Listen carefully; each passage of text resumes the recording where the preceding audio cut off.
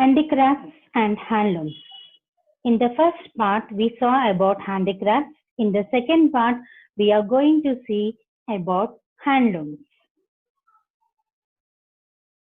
You all know about Pochampalli sarees, which are the famous sarees in Telangana, and these sarees are weaved by weavers, so we call them as handlooms. So now let us see what are handlooms. Handloom means a loom or a maggam that is used to weave clothes without the use of any electricity. And generally the hand weaving is done on a pit or a frame loom which is located in the weaver's house.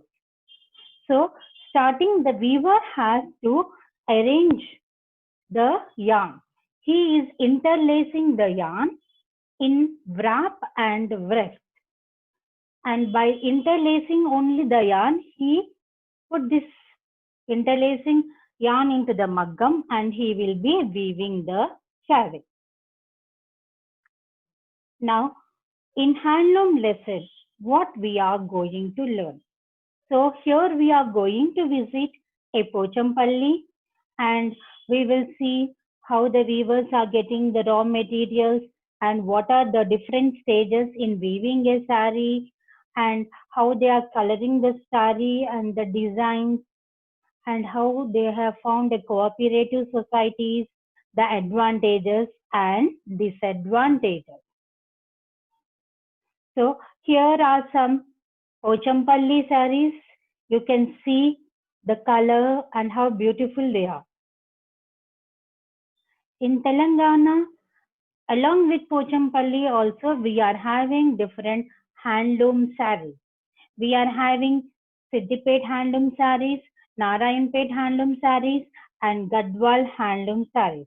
Now in the picture you can see Siddipet, Narayanpet handloom sarees and Gadwal sarees.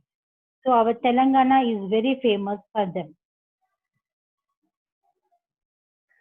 So let us visit to Pochampalli. Pochampalli is a small town in Yadadri district and the weavers here are producing an unique saree called Ikkat saree. And do you know it is world famous saree? And they follow a particular style in which the cloth is colored. And they are the high silk sarees and they use simple geometrical designs. And nearly 10,000 weaving families and 100 weavers are located in the neighboring villages who are weaving this Pochampalli saree. And this Pochampalli sarees, they have a unique design and color and they are quite distinct from others. Do you know, children, these sarees are the first sarees to get the patented right. Now, what is the meaning of patented right? Now, if you are getting a patented right, no other producer of the handloom sarees in the world, he can sell the saree in the name of Pochampalli.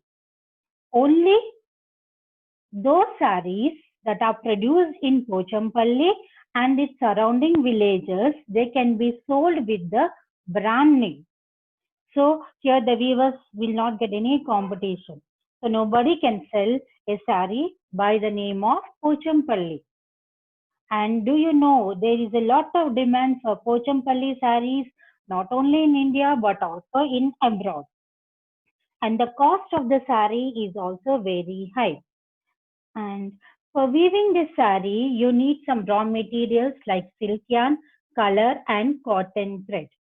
And these raw materials are not produced by the weavers, but the weavers will purchase it from the market. Now, to weave a saree, we need certain tools. So you need a wooden loom or a wooden maggam or a knife and yarn to mark the design. So the designs, they are marked on a special sheet of paper with specific notation. So looking at the design, the weavers can color it. Now let us see what are the different stages in weaving a saree. The weavers get the silk yarn or the cotton thread and they wound it to the bobbin. After wounding it, they will mark the design. And this, when they are marking the design, it will help the weavers to color it according to the design, because they cannot color it at a time. They have to color it stepwise and they have to allow it to dry. So it is a repeated process. And afterwards, they will arrange the thread in interlacing in wrap and weft. And afterwards, they will put it in a maggam. And here the weaver will weave the saree.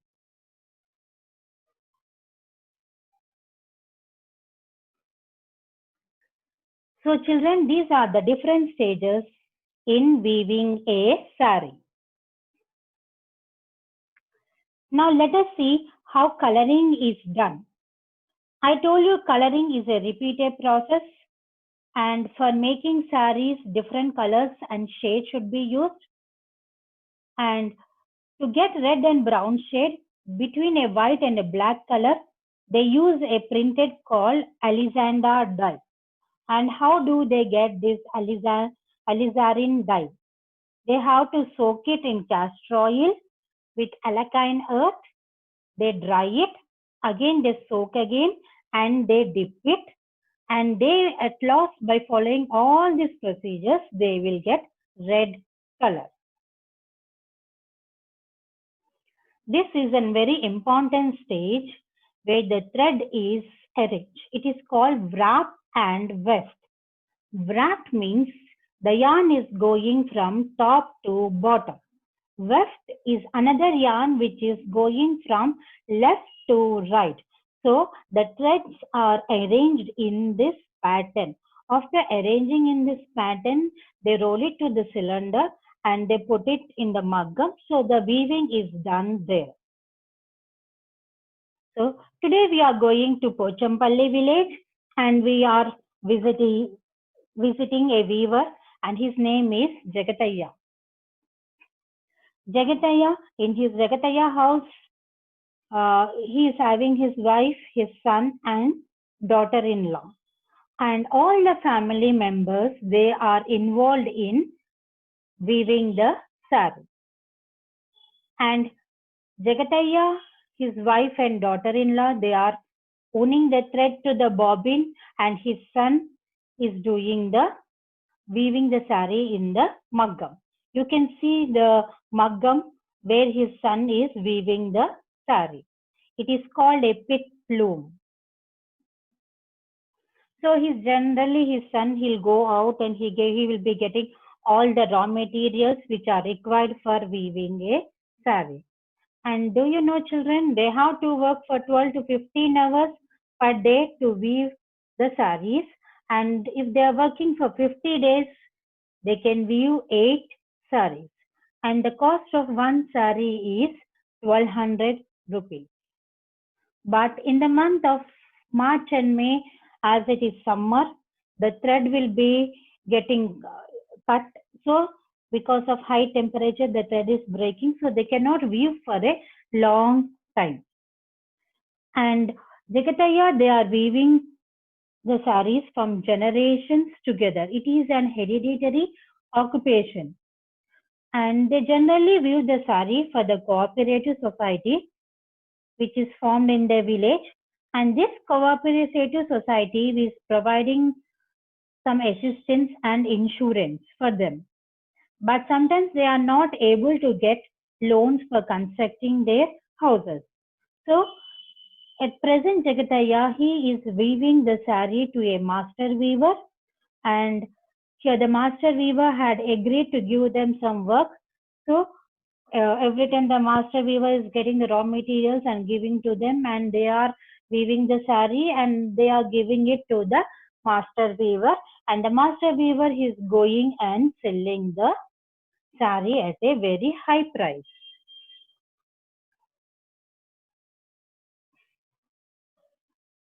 Now if you have observed, even handloom, it is facing lot of competition.